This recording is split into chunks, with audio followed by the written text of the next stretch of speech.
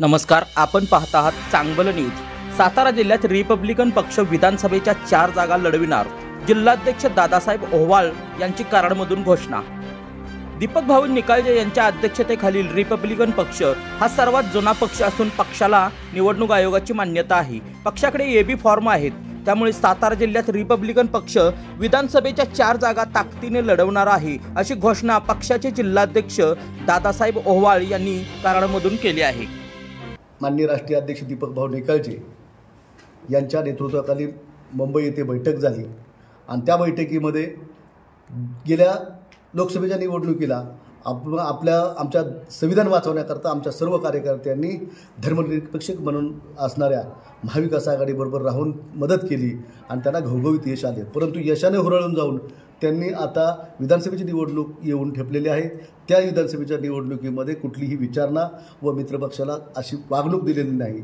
त्यामुळे कालच्या कोअर कमिटीच्या मीटिंगमध्ये आम्ही जाहीर केलेलं आहे की शक्य होईल तेवढ्या रिपब्लिकन पक्ष आहे त्या ठिकाणी जेवढ्या जागा लढता येतील तेवढ्या ठिकाणी फॉर्म भरणार आहे आणि चांगले उमेदवार मिळाले तर चांगल्या उमेदवाराला तिकीट रिपब्लिकन पक्षाच्या वतीने दिलं जाईल।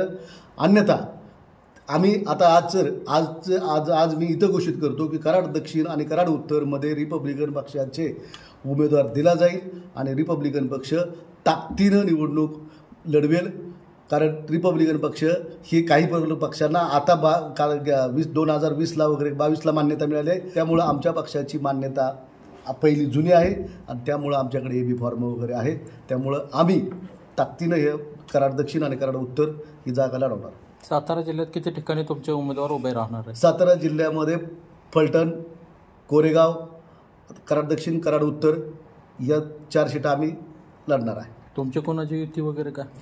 युती आपली महाविकास आघाडीबरोबर झाली होती, परंतु महाविकास आघाडी आता सातत्याने वागणूक देत आहे, कुठल्याही प्रकारे कार्यकर्त्याला विश्वासात घेत नाहीत। त्यामुळं त्यांना हवेत आहेत तर त्यांना वाटत असेल की आता आम्हाला सरकार येणार आहे, सत्ता येणार आहे, परंतु आंबेडकरी समाज ज्याच्या बाजूने असतो त्यांची सत्ता येते।